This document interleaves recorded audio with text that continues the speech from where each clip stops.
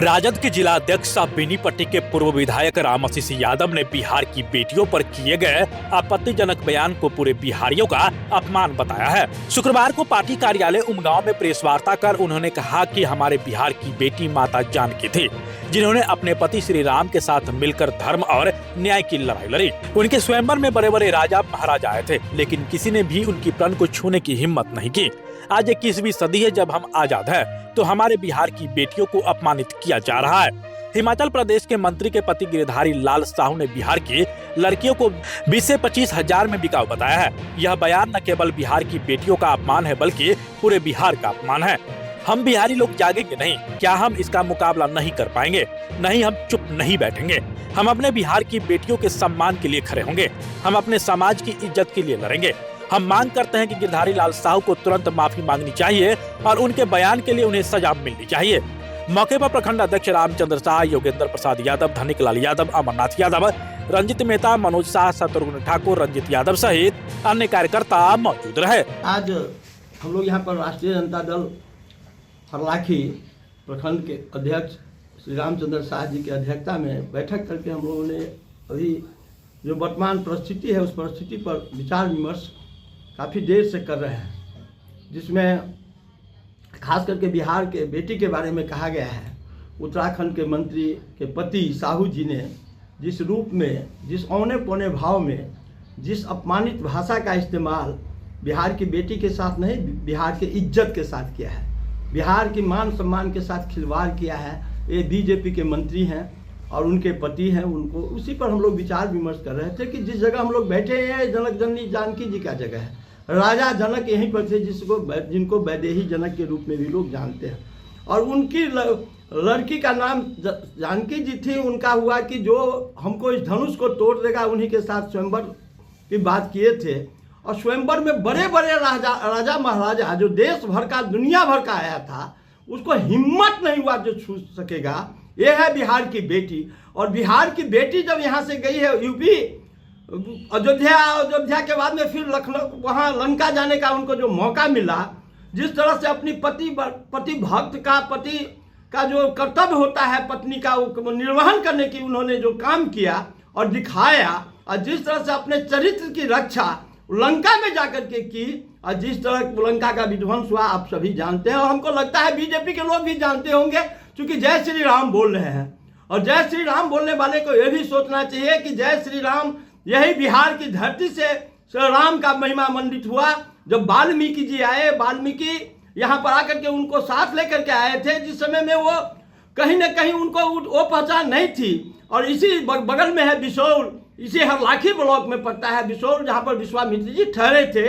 और यहीं से उनको दिव्य दृष्टि खुली, आँख खुली, और वहाँ पर सीता जी के साथ यही फुलहर में मिलन हुआ था।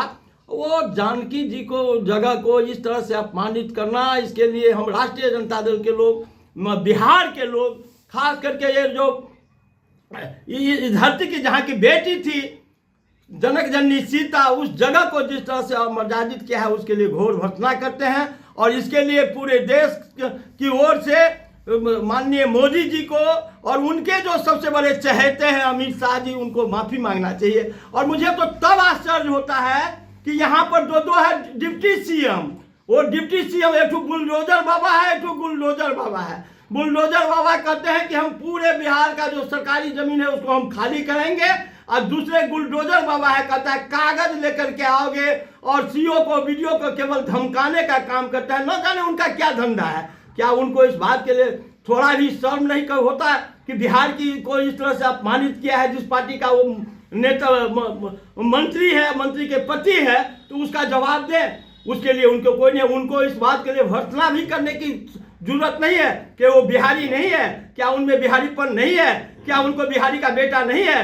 बिहार का बेटा, जो सच्चा बिहार का बेटा है, वो बिहारीपन के सबूत करेगा, देगा और इसका प्रतिकार करेगा। और बीजेपी के जो तमाम उच्च स्तरीय नेता है, चाहे जो भी हो, उनको इसके लिए उस मंत्री को बर्खास्त करना चाहिए और सार्वजनिक रूप से माफी मांगना चाहिए। यही इसी बात के लिए है। अभी अब कालाबाजारी खाद का हो रहा है, यहाँ पर कई तरह की समस्या है। इतनी बड़ी शीतलहर है और ठंड में लोग सिकुड़ रहा है, और कहीं भी कोई सरकारी व्यवस्था नहीं है। सारे के सारे जगह लोग ठिठुरन में है। गरीबी के कारण न उनके पास में ठीक से पहनने का कपड़ा है, न ओढ़ने का कपड़ा है। यहाँ का लोग तो पलायन कर चुका है। तो पलायन करने में जो बेटा भेजता है थोड़ा बहुत, तो बुढ़वा बुढ़िया उससे गुजारा कर रही है। इस सरकार ने जो दिया 10,000 रुपया वोट लेने के समय में बांटने का है, और जिस समय वोट लेने के समय में 10,000 रुपया हम देंगे, माई बहन योजना, कौन योजना के नाम पर दिया, क्या क्या नहीं ढकोसला किया। तो वोट का सौदागर समझ लिया है बिहार को। तो वोट का नोट का सौदागर नहीं है बिहार। ये बिहार में आज भी बचे हुए लोग हैं जो अपनी अस्मिता के लिए लड़ाई लड़ने की कुव्वत रखता है। और मैं खास करके उन भाइयों से, मैं उनको केवल जलील नहीं करना चाहता, मैं उनसे पुरजोर आग्रह करना चाहता हूं कि उनको जो पुनर्जागरण हो, उनकी आत्मा क्यों सोई हुई है, वो क्यों नहीं जानते कि पूज्य पिता महात्मा गांधी इसी बिहार की धरती पर आए थे, आंदोलन किए थे। ये मोदी जी बिहार के धरती से प्रारंभ किए थे, मुजफ्फरपुर में आए थे और यहीं से आंदोलन किया था। हम लोग क्या सनातनी नहीं है? उनको अगर सनातन का है और सनातनी जानकी जी नहीं है, जिस जगह को अपवित्र करके कर दिया है, कर नहीं दिया है। और ये जो है बुलडोजर बाबा न जाने कुन बाबा सब अपने ऊपर से आया है। तो जोगी बाबा आइए, यहाँ पर ये भोगी बाबा सब है। तो इसी बात के लिए हम लोग भर्त्सना करते हैं और मांग करते हैं कि हम लोगों की जो समस्या है उसका निदान हो, प्रशासनिक दृष्टिकोण से प्रशासन को ठीक करे, नहीं तो हम लोग जन आंदोलन करेंगे। आप हमारे मधुबनी न्यूज को फेसबुक पे देख रहे हैं तो पेज को लाइक करें, यूट्यूब से देख रहे हैं तो हमारे चैनल को सब्सक्राइब करें और बेल आइकन को दबाना ना भूलें।